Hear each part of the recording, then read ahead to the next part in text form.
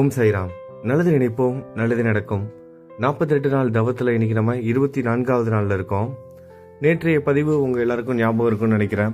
மதம் பிடித்த 2 பிராமணர்கள், வேத சாஸ்திரங்கள்லாம் எங்களுக்கு தான் தெரியும், எங்களுக்கு மட்டும்தான் முழுவதுமாக தெரியும்னு தலைகணத்தோடு சுற்றிக்கிட்டு இருந்த 2 பிராமணர்களுக்கு சத்குரு ஸ்ரீ நரசிம்ம சரஸ்வதி எப்படி பாடம் புகட்டினாரு, அவங்களோட தலைகணம் என்ன ஆனது, அவங்க மதம் பிடிச்சு தெரிஞ்சுக்கிட்டு இருந்தாங்க. அவங்களால எண்ணற்ற பிராமணர்களும் குருமார்களும் அது மட்டும் இல்லாமல் சன்னியாசிகளும் வந்து பாதிக்கப்பட்டுட்டு இருந்தாங்க. அவங்க எல்லாரையும் சத்குரு எப்படி காப்பாற்றினாரு, அது மட்டும் இல்லாமல் முக்கியமாக இந்த 4 வேதங்களும் எப்படி உருவானது அப்படிங்கிறத சத்குரு ஸ்ரீ நரசிம்ம சரஸ்வதி மூலமாகவே நம்ம இன்னைக்கு தெரிஞ்சுக்க போகிறோம். அந்த 2 கர்வம் பிடித்த பிராமணர்களை பார்த்து சத்குரு சொல்கிறாரு, ஸ்ரீ நரசிம்ம சரஸ்வதி சுவாமி சொல்கிறாரு, எதனால் நீங்கள் இப்படி பிரம்மையில் இருக்கீங்க? வேதங்கள் வந்து முடிவு இல்லாதவை, வேதங்களை முழுமையாக கற்றவர்கள் யாருமே இல்லை. முன்பு பரத்வாஜ மகரிஷி வேதத்தை முழுமையாக படிக்க நினைத்து பிரம்மச்சாரியாக 3 பிரம்ம நாட்கள், அதாவது ஒரு பிரம்ம நாட்கள்னா 4 யுகங்கள் 5000 முறை, 4 யுகங்கள் வந்து 5000 முறை கடந்தால்தான் பிரம்மாவிற்கு வந்து ஒரு பகலாம். அப்போ பார்த்துக்கோங்க, 3 பிரம்ம நாட்கள். ஆசானியிடம் வேதத்தை படித்தாலும் முழுமையாக படிக்க முடியாததால் பிரம்மாவை நோக்கி தவம் செய்தார். பிரம்மா அவர் முன் தோன்றி என்ன வரம் வேண்டும் அப்படின்னு கேட்கிறாரு. அதற்கு அவர் கேட்கிறாரு, அதாவது பரத்வாஜ மகரிஷி கேட்கிறாரு, எனக்கு 4 வேதங்களையும் முழுமையாக படிக்க வேண்டும் என்ற கோரிக்கை இருக்கிறது, நீங்கள் கற்றுக் கொடுங்கள் அப்படிங்கிற வரத்தை பரத்வாஜ மகரிஷி வந்து பிரம்மாவை பார்த்து கேட்கிறாரு. அதற்கு பிரம்மா சொல்றாரு, வேதங்கள் முழுமையாக எனக்கே தெரியாது, அபாரமான வேத குவியலை காட்டுவேன் பார் அப்படின்னு வேத குவியலை காமிக்கிறானாம். பிரம்மாவுக்கே வந்து முழுவதுமா வேதங்கள் வந்து தெரியாதுன்னு சொல்லிட்டு வேத குவியலை வந்து காமிக்கிறாரு. கோடி சூரியர்களின் ஒளியுடன் ஒளித்து கொண்டு மேருமலை போல் காட்சி கொடுக்குது வேத குவியல்கள் எல்லாம். அதாவது மேருமலை நம்ம எல்லாருக்கும் தெரியும், பார்க்கடலை கடைவதற்காக பயன்படுத்தப்பட்ட மேருமலை. அப்படின்னா பார்த்துக்கோங்க இந்த வேத குவியல் எவ்வளவு பெருசாக இருந்திருக்குன்னு. அது மட்டும் இல்லாமல் கோடி சூரியர்களோட ஒளியோட ஜொலித்து கொண்டு இருக்கிறது. அதை பார்த்த பரத்வாஜர், இதுவரை நான் படித்தது இதில் கொஞ்சம் கூட இல்லை, முழுமையாக படிக்க வேண்டுமென்றால் எத்தனை கல்பங்கள் ஆகும் என்று நினைத்து என்னால் எவ்வளவு படிக்க முடியுமோ அதையே எனக்கு தாருங்கள் என்று கேட்கிறாரு. அப்பொழுது பிரம்மா அபாரமான வேத குவியலிலிருந்து 3 பிடிகள் கொடுத்து இவை முழுமையாக படிக்கும் வரை நீ வாழ்ந்திருப்பாய் என்று கூறினார். 3 பிடியை மட்டும் எடுத்து கொடுக்கிறாரு. அதாவது பரத்வாஜ மகரிஷி தன்னோட வாழ்நாள் முழுவதும் படித்தா கூட அந்த 3 பிடி அளவு தான் வந்து படிக்க முடியுமா. அதனால தான் பிரம்மா வந்து 3 பிடி மட்டும் எடுத்து கொடுக்குறாரு. ஆனால் இதுவரையில் பரத்வாஜருக்கு அதில் கொஞ்சமே படித்து முடிக்க முடியவில்லை. ஆனால் இப்படி 3 பிடி தான் கொடுத்துருக்காரு. அப்படி கொடுத்துமே அந்த 3 பிடியிலேருந்து கூட கொஞ்சம் கூட அவரால் வந்து படிக்க முடியல. இதை தெரிந்து கொண்ட வியாசர் என்ன பண்றாரு, இதை வந்து சிறுமையாக்கி கொடுக்கணும், அதாவது சுருக்கி கொடுக்கணும் அப்படின்னு வியாச முனிவர் வந்து என்ன பண்றாரு, தன்னோட சீடர்கள்ட்டெல்லாம் ஒவ்வொரு பொறுப்பு வந்து கொடுக்குறாரு. முதலில் பைலன் என்ற சீடனை அழைத்து என்ன பண்றாரு, ருக்வேதத்தை வந்து கொடுக்குறாரு.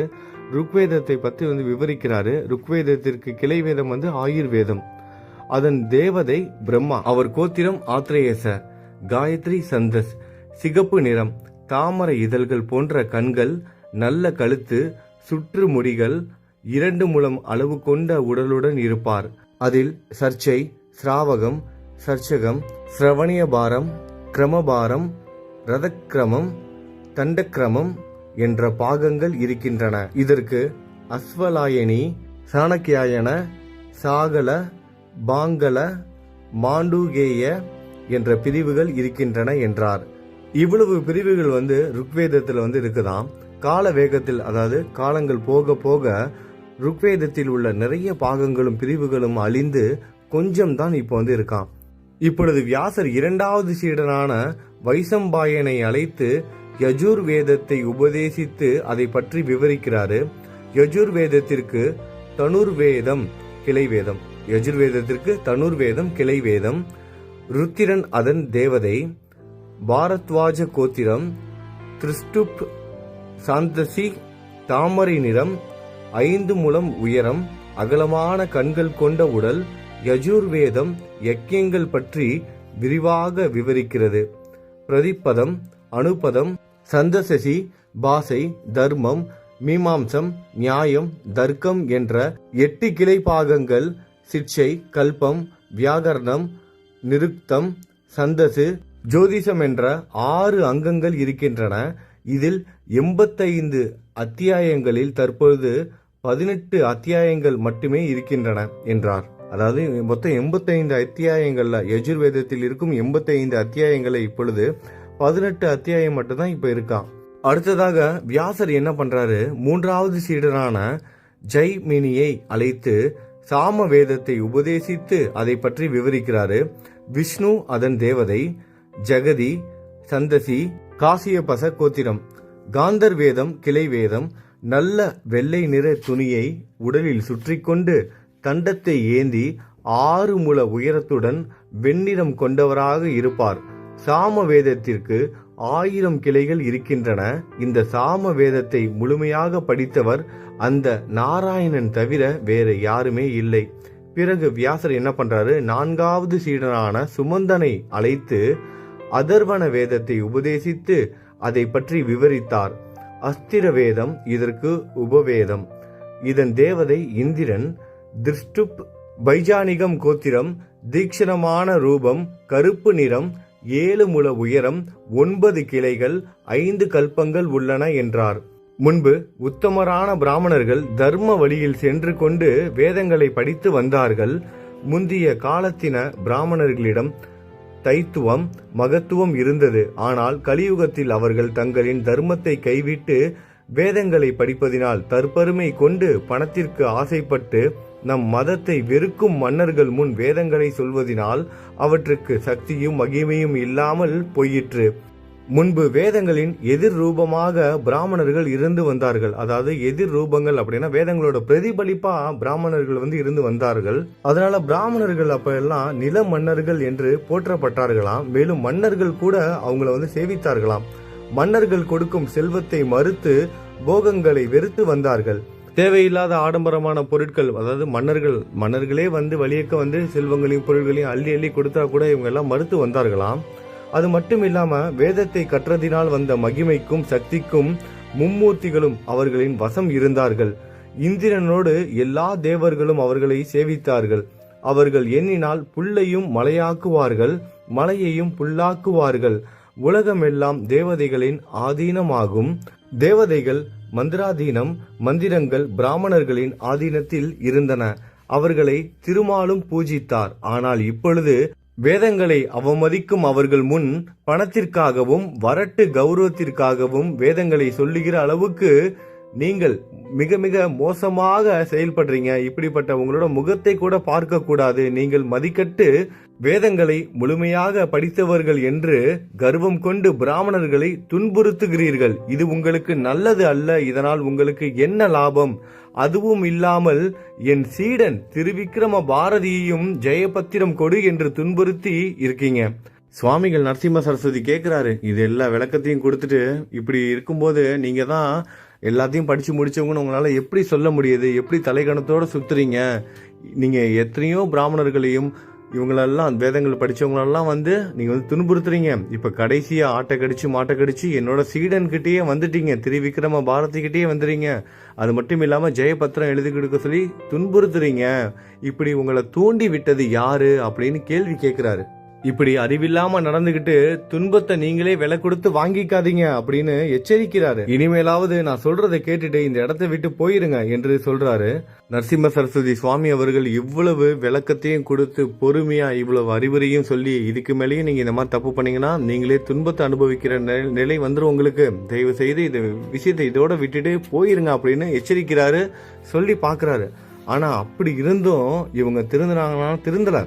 அதே அளவு மூர்க்கத்தனத்தோட தங்களோட பிடிவாதத்தை விடாம அதே மாதிரியே நடந்துக்கிறாங்க. உங்கள்ட்ட இருந்து நாங்க வெற்றி பத்திரத்தை எழுதி வாங்கிக்காம போனோம் அப்படின்னா எங்களுக்கு அவமானம். அது மட்டும் இல்லாம எங்களோட மன்னருக்கும் அவமானம். நீங்க வெற்றி பத்திரத்தை எழுதி கொடுத்தா மட்டும்தான் நாங்க இந்த இடத்த விட்டு போவோம்னு நரசிம்ம சரஸ்வதி சுவாமிகளை பார்த்து சொல்றாங்க. அந்த இடத்துலயே தான் நிப்போம், நீங்க எழுதி கொடுங்கன்னு ஒத்த கால்ல நிக்கிறாங்க. அப்பொழுது ஸ்ரீ குரு அவர்களிடம் சொல்றாரு, நீங்கள் கோரியதை இப்பொழுதே நான் செய்யறேன் என்று கூறி அந்த வழியாக சென்று கொண்டிருந்த ஒருவனை கூப்பிடுறாரு. நீங்க சொல்றத நான் இப்பயே செய்யறேன், சுவாமிகளுக்கு தெரிஞ்சிருச்சு இவங்களுக்கு எவ்வளவுதான் அறிவுரை சொன்னாலும் திருந்த மாட்டாங்க அப்படின்னு தெரிஞ்சுக்கிட்டு அவர் என்ன பண்றாரு, அவரோட திருவிளையாடலாம் ஆரம்பிச்சிட்டாரு. நீங்க கொஞ்சம் வெயிட் பண்ணுங்க, நீங்க சொல்றத நான் செய்யறேன் அப்படின்னு சொல்லிட்டு அவனை நிக்க வச்சுட்டு அந்த வழியா ஒருத்தர் வந்து நடந்து போயிட்டு இருக்கான். ஒருத்தன் அவனை வந்து கூப்பிட்டு விசாரிக்கிறாரு. இவங்க முன்னாடியே நடந்துகிட்டு இருக்கு. இருங்க, உங்களுக்கு வந்து வெற்றி பத்திரத்தை எழுதி கொடுக்குறோம் அப்படின்னு சொல்லிட்டு அந்த வழியா ஒருத்தர் நடந்து போயிட்டு இருக்கான். அந்த சமயத்துல அவனை கூப்பிட்டு விசாரிக்கிறாரு, நீ யாரு, எங்க இருந்து வர அப்படின்னு விசாரிக்கவும் அவன் வந்து சொல்றான், சுவாமி பக்கத்துல வரல, கொஞ்சம் தள்ளி நின்று அவன் சொல்றான், நான் வந்து ஒரு ஆதி திராவிட மக்கள் இனத்தை சேர்ந்தவன், ஒரு குப்பையில, அதாவது ஒரு குடிசையில தான் வந்து வாழ்ந்துகிட்டு இருக்கேன், என்னோட பேர் வந்து மாதங்கன் அப்படின்னு சொல்றான். அப்படி சொல்லிட்டு குருவை வந்து கும்பிடுறான். ஸ்ரீ குரு என்ன பண்றாரு, ஒரு முறை தனது கருணை பார்வையை அவன் மேல் செலுத்துறாரு. ஸ்ரீ நரசிம்ம சரஸ்வதி கருணையோடு ஒரு முறை அவனை வந்து பாக்குறாரு. அது மட்டும் இல்லாம தன்னோட சீடனை ஒருத்தனை கூப்பிட்டு தண்டத்தை வந்து கையில கொடுத்து அந்த தண்டத்தின் மூலமாக நின்றுட்டு இருக்காங்க அவன் முன்னாடி வந்து 7 கோடுகள் வந்து போட சொல்றாரு. தரையில 7 கோடுகள் போட சொல்றாரு. அதுக்கப்புறம் அவன் மேல வந்து விபூதியை வந்து தூவுறாரு. முதல் கோட்டின் மேல் நிற்க சொல்றாரு. நல்லா ஞாபகம் வச்சுக்கோங்க, கொஞ்சம் கூட படிப்பறிவே இல்லாத ஒரு ஆளு, சாதாரண குப்பத்துல வசிக்கிற ஒரு ஆளு. இப்ப சுவாமிகள் அவன் முன்னாடி வந்து 7 கோடுகள் வந்து போட சொன்னாரு. தன்னோட சீடன் மூலமாக 7 கோடுகள் போட்டிருக்காங்க. உடல் முழுவதும் விபூதி வந்து பூசி விட்டுட்டாங்க அவனுக்கு. முதல் கோட்ல நிக்க வச்சு அவனோட பேர் என்ன அப்படின்னு கேக்குறாரு. அவனோட பேர் இப்ப வந்து மாதங்கன். ஆனா அந்த முதல் கோட்ல நின்ன உடனே அவனோட பேரை என்ன சொல்றானா, மைந்தன் அப்படின்னு சொல்றான். அதுக்கப்புறம் 2வது கோட்டின் மேல் நிற்க வைத்து கேட்கிறாரு. அப்ப கிராதகன் அப்படின்னு சொல்றான். 3வது கோட்டின் மேல் நிற்க வைத்து சொல்லும் போது நதிக்கரையில் இருக்கும் கங்காபுரத்தின் என பெயர் இருக்கும் காபு குலத்தை சேர்ந்தவன் அப்படிங்கிறத சொல்றான். அதுக்கப்புறம் 4வது கோட்டின் மேல் நிற்க வைத்து கேட்கும்போது சூத்திரன் அப்படின்னு சொல்றான். 5வது கோட்டின் மேல் வந்து சோமதத்தன் என்ற வணிகர் என்றும், 6வது கோட்டின் மேல் வந்து கோதாவரி என்ற சத்திரியன் என்றும், 7வது கோட்டின் மேல் வந்து வேதங்களையும் சாஸ்திரங்களையும் படித்த பிராமண பண்டிதர் என்றும் கூறினான். ஒவ்வொரு கோட்ல நிற்கும் போதும் அவனுக்கு 7 ஜென்ம ஞாபகங்களும் வந்து அவன் 7 ஜென்மத்திலயும் அவன் யாரு, என்ன பண்ணா, அவனோட பேர் என்ன, அவனோட கோத்திரம் என்ன, குலம் என்னன்னு முழுவதுமா சொல்றான். அந்த 7வது கோட்டின் மேல் வந்து நிற்கும் போது தான் சொல்றான், வேதங்களையும் சாஸ்திரங்களையும் படித்த பிராமண பண்டிதர் என்று சொல்றான். அப்பொழுது ஸ்ரீ குரு அவனை பார்த்து, வேதத்தில் இந்த 2 பிராமணர்களுடன் வாதாடு அப்படின்னு சொல்றாரு. இப்ப 2 பேர் வந்து வாதாடுறதுக்காக ஒத்த காலில் நின்றுட்டு இருக்காங்களே, அவங்க கூட இவனை வந்து வாதாட சொல்றாரு. யார, சாதாரண ஒரு குப்பத்தில் வசிக்கும் படிப்பறிவு இல்லாத ஒரு எளிமையான ஒரு நபரை 7வது கோட்டின் மேல் நிற்க வைத்தவன அவனுக்கு அனைத்தும் ஞாபகம் வந்துடுது. அவன் 7 பிறவிகளுக்கு முன் அனைத்தும் கற்று தேர்ந்த ஒரு பிராமணரா இருக்கான். 4 வேதங்களையும் கற்று தேர்ந்த ஒரு பிராமணரா இருந்திருக்கான். அவனை வாதாட சொல்றாரு இந்த 2 பேரோட. அவனும் சுவாமி சொன்னவனே வாதாடுவதற்கு தயாராகிறான். அதை பார்த்த அந்த 2 பிராமணர்களும் பயந்து போறாங்க. பேச்சடங்கி நடுக்கத்துடன் ஸ்ரீ குருவின் பாதங்கள் மேல் விழுந்து, சுவாமி, நீங்கள் மும்மூர்த்திகளின் அவதாரம் ஆகும், ஆக்கல் காத்தல் அழித்தல் செய்யக்கூடியவர்கள். நாங்கள் அகந்தையால் பிராமணர்களை அவமானித்தோம். எங்களுக்கு கல்வி கற்று தந்த ஆசானின் கூற்றை மீறி பணத்துக்காகவும் பொருளுக்கும் ஆசைப்பட்டு வேதங்களை அவமதிக்கும் மன்னர்கள் முன் வேதத்தை சொன்னோம். எங்களை மன்னித்து காப்பாற்றுங்கள் என்று வேண்டினார்கள். இந்த மதம் பிடிச்ச 2 பேரும் சுவாமியோட காலில் விழுந்து அழுகுறாங்க. சுவாமி, என்னை மன்னிச்சிடுங்க, நாங்க தவறா நடந்துகிட்டோம், நாங்க செய்தது தவறு தான் அப்படின்னு சொல்லிட்டு மன்னிப்பு கேட்கிறாங்க. நீங்க செய்தது சாதாரண தவறு கிடையாது, மிகப்பெரிய பாவம், அதனால நீங்க பிரம்ம ராட்சசர்களாக மாறிடுவீங்க அப்படின்னு சொல்றாரு. நீங்கள் செய்த தவறை நீங்க வந்து உணர்ந்துட்டீங்க, நீங்க செய்த தவறை நீங்க உணர்ந்துட்டீங்க, அதனால நீங்க பிரம்ம ராட்சசர்களாக ஆனால் கூட 12 வருடங்கள் ஆனதுக்கு அப்புறம் நாராயண வாகத்தை கேட்பதினால் ராட்சச பிறவியிலிருந்து விடுதலை பெறுவீர்கள் என்று கூறினார். இந்த இருவரும் ஸ்ரீ குருவிடமிருந்து விடைபெற்று கிராமத்தின் எல்லையை கடந்த உடனே மார்பு வலி வந்து இறந்து மறுபிறவியில் ராட்சசர்களாக பிறந்து குரு கூறியது போல் நாராயண வாகம் கேட்டு நற்கதி அடைந்தார்கள். இப்ப நம்ம வந்து தெரிஞ்சுக்கிட்டோம் இந்த 2 பேருக்கு என்ன நடந்துச்சு, அந்த மதம் பிடிச்சு தெரிஞ்சுக்கிட்டு இருந்த 2 பேருக்கு என்ன நடந்துச்சு நம்ம தெரிஞ்சுக்கிட்டோம். ஆனா இனிமே தான் கதையே ஆரம்பிக்க போகுது.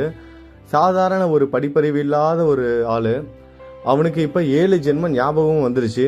இப்ப சாதாரண ஒரு குப்பத்துல ஒரு குடிசையில வாழ்ற ஒரு சாதாரண ஒரு ஆளு இப்ப அனைத்து வேதங்களையும் கற்று தேர்ந்த ஒரு பண்டிதர் மாதிரி இருக்காரு. ஏன்னா அவருக்கு பூர்வ ஜென்ம ஞாபகங்கள்லாம் வந்துருச்சு. இப்ப என்ன நடக்க போகுது, அவரோட வாழ்க்கை எப்படிலாம் திசை மாற போகுது, பூர்வ ஜென்ம ஞாபகங்கள் வந்தனால அந்த நபரோட சாதாரணமா நடந்து போயிட்டு இருந்தாரு, அவரோட வாழ்க்கையில என்னென்ன திருப்பங்கள்லாம் நடக்க போகுதுங்கிறத தான் சுவாரஸ்யமா நம்ம நாளைக்கு பதிவில் கேட்க போறோம்.